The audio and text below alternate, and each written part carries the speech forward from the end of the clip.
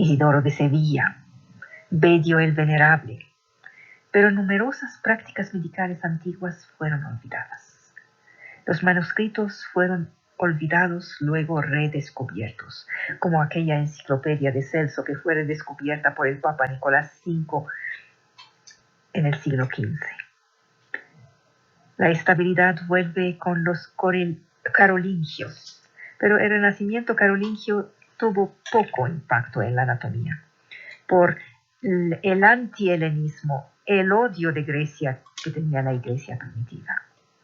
El fondo científico antiguo fue colectado por los no cristianos. El fondo científico antiguo fue colectado por los califas musulmanes abasidas y juntado en la Casa de la Ciencia de Bagdad. La ciencia fue recogida por los musulmanes en los periodos turbios que pasó Europa, cuando los textos fueron recogidos por los califas de Bagdad en la Casa de la Sabiduría. El Islam tuvo una cultura científica y artística refinada. La disección de los cadáveres humanos no se practicaba, pero la expansión del imperio le permitió entrar en contacto con mucha gente, entre ellos los nestorianos, Persia, los judíos. El imperio árabe era disperso. Hubo en él dos dinastías importantes en la historia de la medicina: la dinastía de Bagdad al este y la de Córdoba al oeste. Estos califas compraron manuscritos, protegieron traductores. En la religión, igual que en el cristianismo, la disección del cuerpo humano era prohibida, pero las escuelas árabes mantenían, contrariamente a Occidente, la unicidad de la medicina interna y de la cirugía. Entre los médicos de Bagdad encontramos al nestoriano Mesue, finales del 8, primera parte del 9, el famoso Racés, segunda parte del 9, principio del 10, con su obra El Liber Continens, Tabari en el siglo 9, Avicena, finales del 10, principio del 11. Avicena había sido alumno de los nestorianos. Encontramos Ali Abbas, finales del 10, principio del 11. Abul Nafis, en la Damasco del siglo XIII, quien descubrió los mecanismos de la circulación. El califato occidental tuvo a Albucasis, 936-1013. Abulcasis fue autor del Malika. Córdoba también tuvo a Abenzoar, finales del 11, primera parte del 12. Tuvo a Gerardo de Cremona en el 12. Y tuvo al gran Averroes en el 12 también. Tuvo a Maimónides en este 12 extraordinario. La influencia de los médicos judíos ha sido contrariada durante mucho tiempo por la interpretación estricta de los textos religiosos. Hubo periodos de coexistencia donde se dio la colaboración con musulmanes, con cristianos. Los judíos traducían, eran intermediarios entre el siriaco, el hebreo, el árabe, el latín. Tenemos el nombre de Asaf de Tiberiades, que vivió en Siria en el siglo VI, tradujo a los médicos griegos al hebreo. Tenemos el nombre de Hasdai en el siglo X, quien participó en la creación de la Academia de las Ciencias en Córdoba. Tenemos a Suleimán de Alejandría, quien ejerció en Kairouán, Túnez, en el siglo XI. Y por supuesto el gran Maimónides, el guión entre las culturas greco-romana, árabe, judía. Seguramente estarán pensando en las civilizaciones amerindias y América en todo ese cuento. Las civilizaciones amerindias, la saben, no habían tenido ningún contacto con Eurasia hasta los viajes de Cristóbal Colón en 1492. Evolucionaron de manera autónoma. Sus conocimientos anatómicos eran muy reducidos. No salten de sus sillas, no defiendan a la bandera. Eran muy reducidos a pesar de la práctica de los sacrificios humanos y de ciertas técnicas cirurgicales como la trepanación. En la India, a pesar de los intercambios con el imperio persa, con el imperio chino, con el imperio árabe, a pesar de la práctica autorizada en ciertas épocas de disecciones humanas. Aquí hay algo que impidió. ¿Y qué es este algo? Estos datos sobre el equilibrio del cuerpo y el concepto de marmás, eso es los puntos vitales del cuerpo, las nociones ideologizadas del cuerpo. Todo eso causó un retroceso, una inadecuación, nociones académicas inexactas, arbitrarias. Es poderosa la ideología para destruir la objetividad científica. En China, en Japón, en Extremo Oriente, la medicina estaba fundada sobre las numerotaciones, la jerarquía de los diversos órganos dispuestos en el ordenamiento cósmico del mundo. La práctica de la disección estaba prohibida. El estudio de la anatomía estaba considerado sin interés porque solo mostraba la apariencia de las cosas. Cada órgano estaba relacionado con otros por canales complejos, inmateriales, que los reunían con territorios cutáneos, que son los puntos de acupuntura. Eso también es ideología. A pesar del guión del intermediario potencial constituido por el imperio mongol, los intercambios entre medicina china y occidental eran prácticamente nulos en razón de los objetivos divergentes. El medievo era un periodo de inseguridad. La gran vuelta se sitúa en el siglo XII. Europa redescubrirá entonces a Platón, Aristóteles, Ptolomeo, Euclides, Hipócrates, Galeno, el Canon de Avicena, el Colliget de Averroes, el Almanzor de Rasés.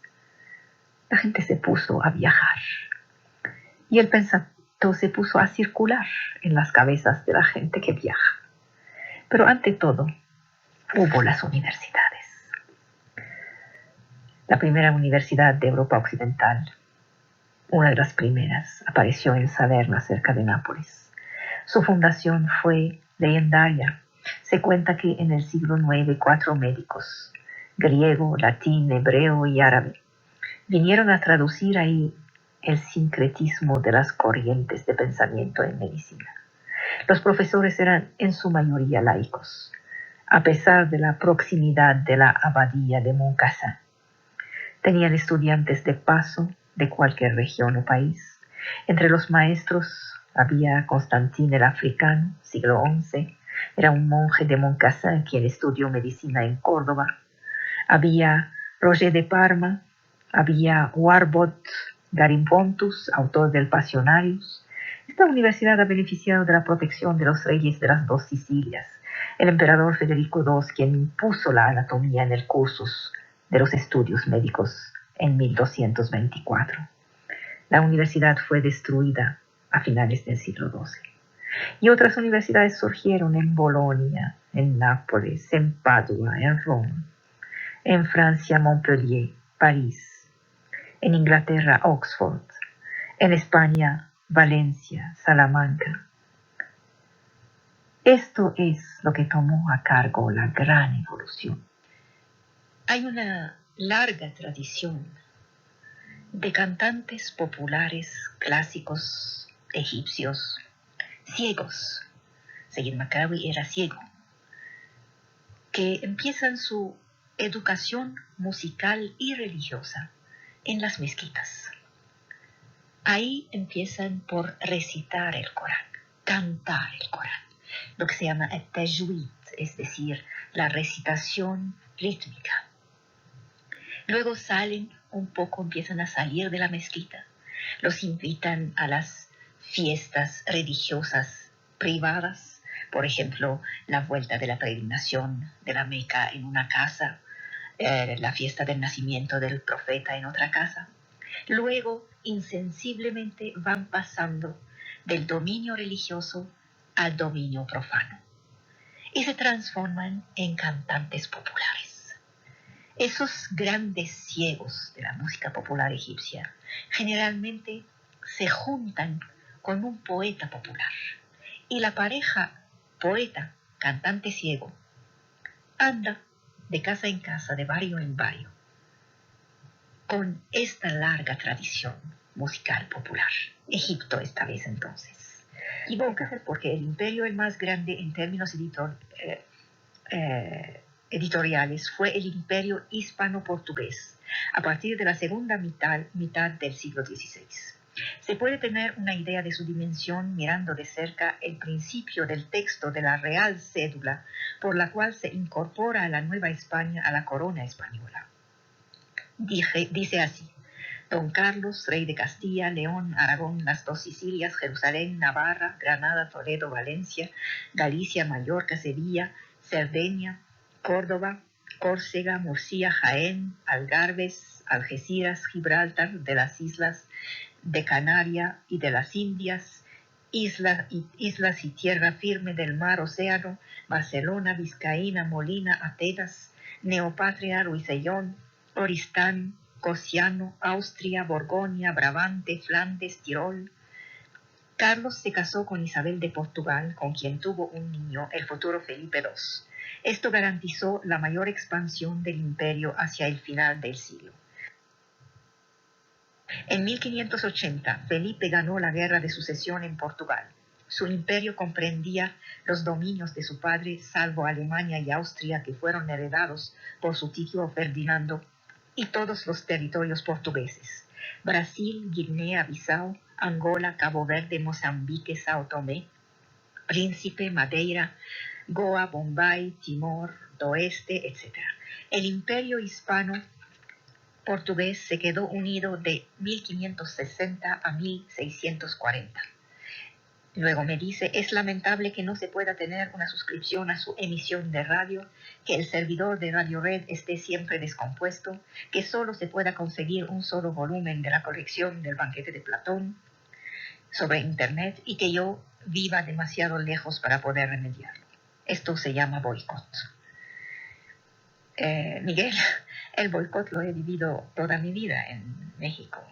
Aquí lo llaman ninguneo, se habla mal de aquel que se rechaza en privado y se hace como si no existiera en público. Es una característica genética del medio cultural. No hay nada que hacer. Esto viene probablemente de la inseguridad provinciana, pueblerina de esta pobre gente. Hay que seguir viviendo y haciendo las cosas a pesar de ello. En cuanto al resto de su carta, gracias, Miguel. Sus participaciones son siempre muy provechosas para todos nosotros. La única pregunta que finalmente usted me hace es ¿por qué no escribo una nota para promover a mis libros en Internet? Mire, Miguel, bastante tengo que hacer haciéndolos como para ponerme también a venderlos. Ahora, yo no me creo mucho este asunto de Internet. No pienso que el estar adentro es garantía de inmortalidad. Mis dos mejores libros no son los banquetes. Los banquetes son simples obras de difusión cultural. Mis dos mejores libros de creación son El espíritu de Córdoba y El pueblo que no quería crecer. Ninguno aparece, supongo, en Internet. ¿Y qué? Hacemos cosas, Miguel. Lo demás no nos incumbe.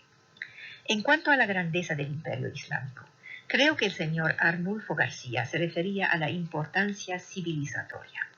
Aquí tengo que aclarar dos cosas. Uno, debemos diferenciar entre conquistas e imperio. Entre mediados del siglo VII y mediados del siglo VIII, los árabes, salidos de su península, extendieron sus conquistas hasta el centro de China al este, el centro de lo que era la Unión Soviética al norte, el centro de África al sur y la frontera pirinea al oeste. Es decir, que cubrieron la mitad de África, la India, la totalidad del cercano oriente y un buen pedazo de Europa. Todas las conquistas no fueron parte del imperio, pero el Islam alcanzó estas geografías.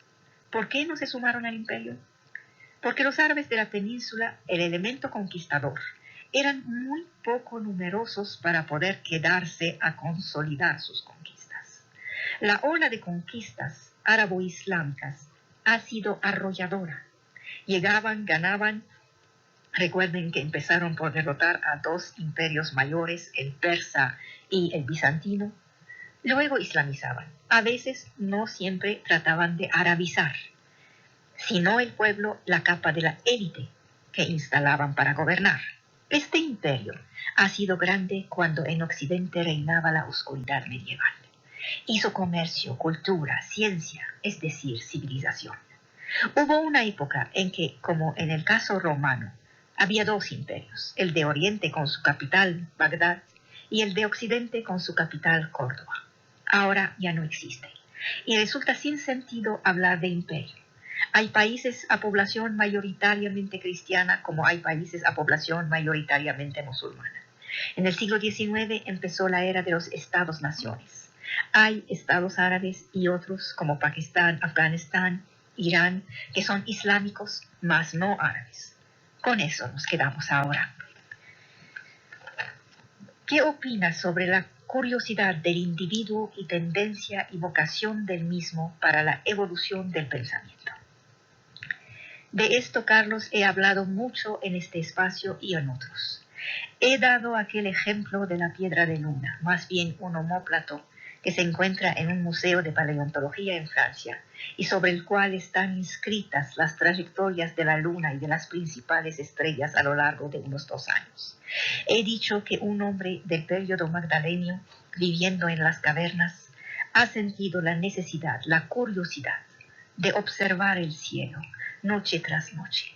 Aquello no le era útil, simplemente quería saber más. Lo mismo ha ocurrido a lo largo de la historia. Hombres que disecan para saber qué hay adentro, hombres que analizan, hombres que esculcan. Enfrente encontramos hombres que prohíben, hombres que impiden, que censuran, que encarcelan, que acallan. Es la lucha sin fin de la apertura contra la cerrazón, de la libertad del espíritu contra su servidumbre. No todos tratan de saber, Carlos. No todos sienten la necesidad de ello. Somos más bien una ínfima minoría en relación con la inmensa masa de los abúlicos, los satisfechos, los que no se cuestionan más, los que detestan ser cuestionados. Esto no solo es real en relación con la ciencia, lo es en relación con la religión, la filosofía, la política, todo. ¿Acaso no conoce a aquellos que sacan gloria del hecho que siguen siendo los mismos a los 20 y a los 50 años?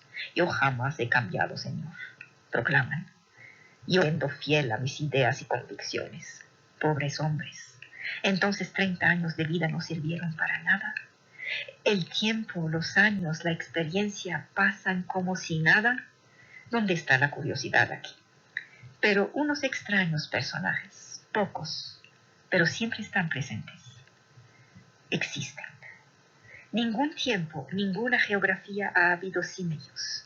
Estos quieren más, comprender, saber, preguntar. Cada respuesta lleva a otra pregunta. Nunca están contentos, y está bien así. Estar contento, satisfecho, es signo de pequeñez. Un trasto pequeño lo llena una cantidad pequeña. El mar necesita el contenido del mar para llenarse.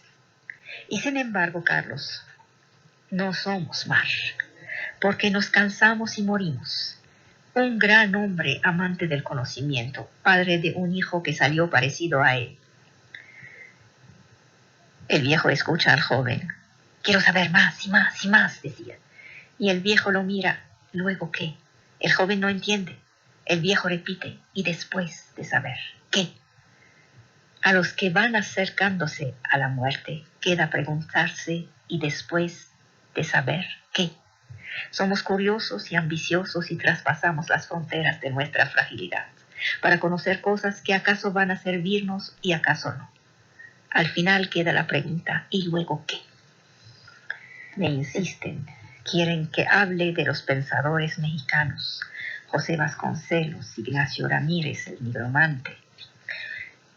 Enrique Guerrero incluso me reclama, no me contestó nada de los filósofos mexicanos. Ojalá el próximo programa los trate.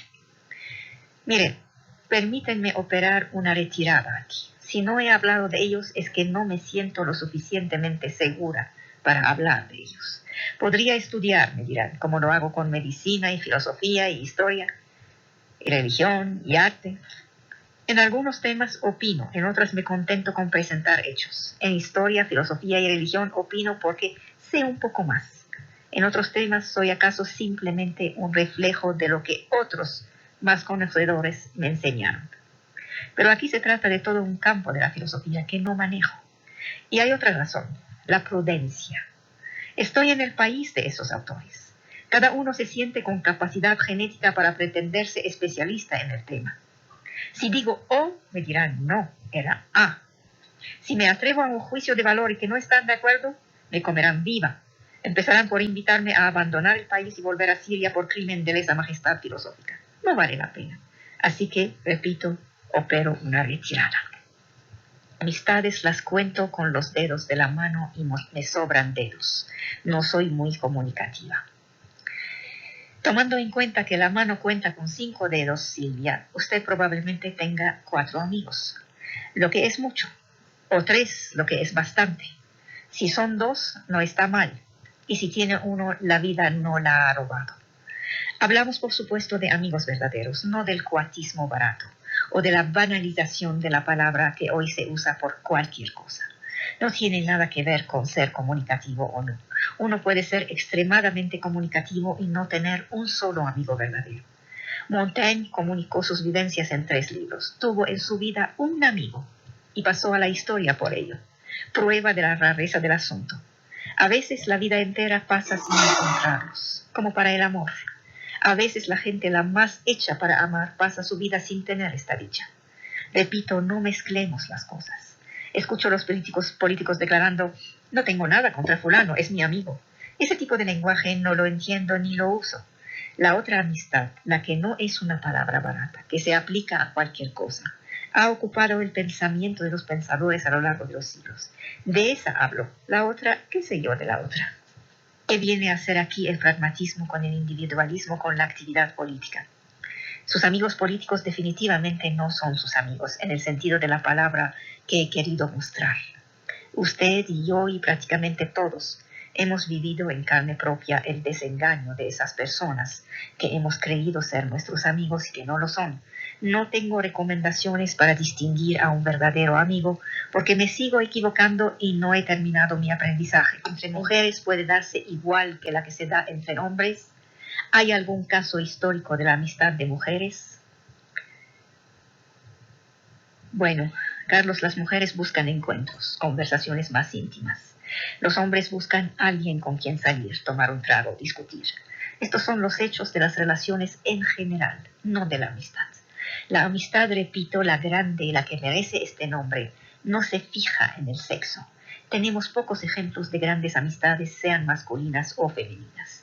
Tenemos pocos ejemplos de mujeres metidas en la vida pública y que tuvieron un nombre que la historia haya recogido. Sin embargo, hay un ejemplo. Nos dicen que la filósofa Hipatia fue la amiga a la vez que la amante del prefecto romano de Alejandría que discutía con él de todos los asuntos. No tenemos aquí tampoco datos suficientes para saber si se trataba de una verdadera amistad. Yo lo dudo. En El espíritu de Córdoba, digo porque se lo voy a leer. Le pregunta un filósofo a Hipatia, me hablaron de un hombre de poder que la acompaña a veces. Y Hipatia contesta, le hablaron mal. El gobernador de Alejandría busca y encuentra en mí un alimento a sus altos deseos. Lo entiendo antes de que termine su oración y él comprende, en el mejor de los casos, la mitad de las mías. La soledad del poder es grande, pero lo es menos que lo que cree. El hombre del poder no habla, ordena. Conmigo comparte un tiempo y sale enriquecido entre sus encuentros. Eso no le impide buscar su satisfacción en los cuartos oscuros de la imbecilidad pública, en la inconsistencia de la obediencia que lo rodea y en la blandura de las mujeres menores. No soy su compañera viajero y él no es mi igual. Soy para él un suplemento de alma. Es para mí una negociación, una concesión y casi siempre un insulto. En cuanto a la tolerancia, probablemente tiene mucho que ver, y con la flexibilidad y la capacidad de jerarquizar lo más y lo menos importante. Sin embargo, esta tolerancia tiene un límite. Ejemplo, tengo una amiga que es muy poco apta para la vida de lucha. Ha tenido la suerte de que siempre tuvo quien luchara en lugar suyo, para ganar el dinero, para manejar, para hacer las cuentas, para casi todo. Podría tolerar sus despistes, sus lectitudes, su tendencia a creer en las cosas esotéricas, medicinas alternas, etc. Como ella tolera de mí mi violencia, mi irracionalidad agresiva, mis prisiones, no tolerará de mí ninguna maldad. No toleraré de ella ninguna cobardía. Hay una frontera a la que se puede tolerar. Es por donde pasa lo intolerable. Me pregunta, ¿quién tiene más derecho al bocado, un Arizmendi o un pobre tarahumara? Eduardo, yo no entiendo eso del bocado. Si lo tomo en un sentido estricto y no como una expresión corriente, se trataría de una situación en la que todo lo que nos queda es un pedazo de pan, con dos personas a quien se podría dar, un Arizmendi y un pobre tarahumara. Si es esto lo que quiso decir, me recuerda algunos casos en los campos de concentración, y no se necesita ir a buscar a un Arizmendi o un pobre tarahumara. Si no hubiera más que un pedazo de pan y dos para comerlo. Yo, que no soy un Arizmendi, y un niño de 5 años, le aseguro que no vacilaré un segundo en dárselo al niño, aunque esté bien alimentado e hijo de los Corcuera. Aquí se trata de criterio y de ética. Pero no es nuestro caso, ¿verdad? Queda un solo bocado y habrá que escoger a quién darlo. Voy a hacer un salto vertiginoso hacia otro tema que finalmente es parecido. Siempre me han parecido despreciables las personas que no quieren a los animales, bajo pretexto de que hay niños que se mueren de hambre en Uganda, porque ellos que no dan un pedazo de tortilla dura a un perro, tampoco dan nada a sus compañeros humanos de Uganda o de más cerca. Jamás he observado una contradicción entre ambas generosidades, hacia el hombre y hacia el animal. Lamento tener que hacer esta comparación, pero me parece tan exagerado su argumento, Eduardo, que pierde toda fuerza. Supongamos un estado de guerra, tomamos prisioneros. Es un estado de guerra, es decir, que hay líos de abastecimiento reales. ¿Qué propone? ¿Liquidar a los prisioneros? Hace algunos siglos que la humanidad ya no hace estas cosas. No nos haga retroceder, por favor. La palabra griega significa el gobierno de los mejores. Designaba en el origen el gobierno por una nobleza hereditaria. En Atenas, antes de la aparición de la democracia, que significa el gobierno del pueblo, la nobleza terráquea era la clase dirigente de la ciudad-estado, cuyos miembros se distinguían por el nacimiento, la fortuna y la valentía. Gobernaban la ciudad por medio de un consejo que se llamaba el Areopagi, cuya autoridad no estaba cuestionada. Después del siglo VIII AC, el carácter de la sociedad griega cambió y fue la fortuna, no el nacimiento, que se volvió el criterio del poder. Nuevas fuentes de riqueza, minas, comercio, industria, por supuesto a pequeña escala, dieron importancia a unos individuos que no eran necesariamente de nacimiento noble, pero que eran ricos y también importantes por el papel que jugaban en el ejército, la infantería pesada. Por consecuencia, los consejos que gobernaban las ciudades fueron progresivamente recompuestos para recibirlos, y unos no aristócratas se alzaron al mismo nivel político que los nobles. En Grecia, la aristocracia evolucionó a menudo hacia la oligarquía, pero durante mucho tiempo las familias aristocráticas dominaron la vida política. Esparta, Tesalia siguieron siendo fuertemente aristocráticas durante toda la época clásica. No así Atenas.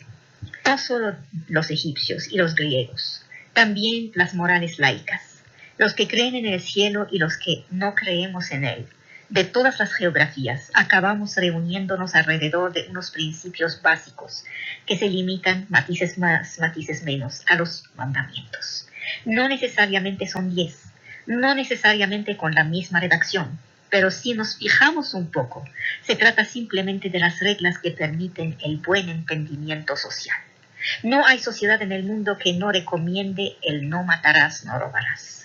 Así que vamos reuniéndonos alrededor de nuestras necesidades como hombres viviendo en sociedad. Sufismo, ¿verdad, Oscar? Bueno, es un misticismo o un esoterismo del Islam. Viene de la palabra árabe suf, que significa lana, porque los primeros ascetas vestían abrigos de lana gruesa, que es el símbolo de la simplicidad, en lugar de ropas más elaboradas. El sufismo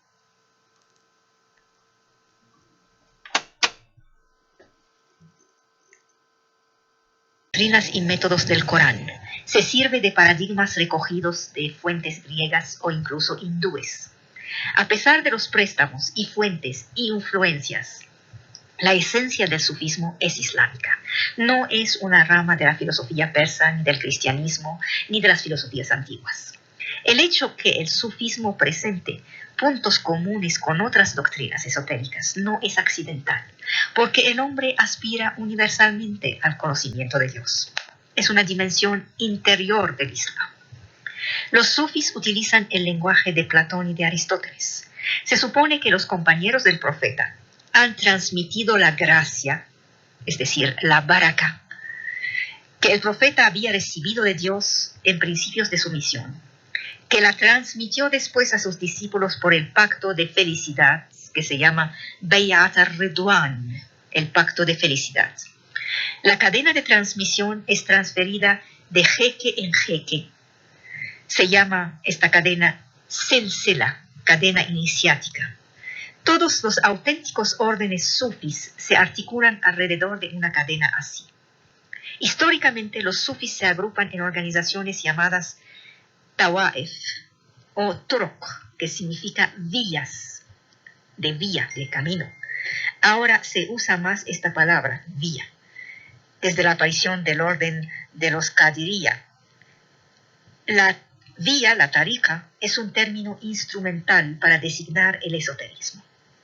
El plural es turuk, son congregaciones formadas alrededor de un maestro que se reúnen en sesiones espirituales en rincones que se llaman zawiya. Estos encuentros espirituales se describen en términos atribuidos al profeta. En un principio, todas las cadenas se mezclan, luego se ramifican en el espacio. Los nombres se suceden como Ibn Mashish en Marruecos o el Imam Shazili en Egipto, lo que refleja los largos viajes emprendidos por el mundo buscando a maestros reputados. Independientemente de su papel en el chiismo, la otra gran división del Islam, el Islam se divide en Sunna y Shia. Todos los sufis consideran a Ali, el primo del profeta, como estando en el origen del conocimiento esotérico. Otra fuente esencial es su hijo Hassan. No nos ha llegado ningún corpus escrito de ambos personajes.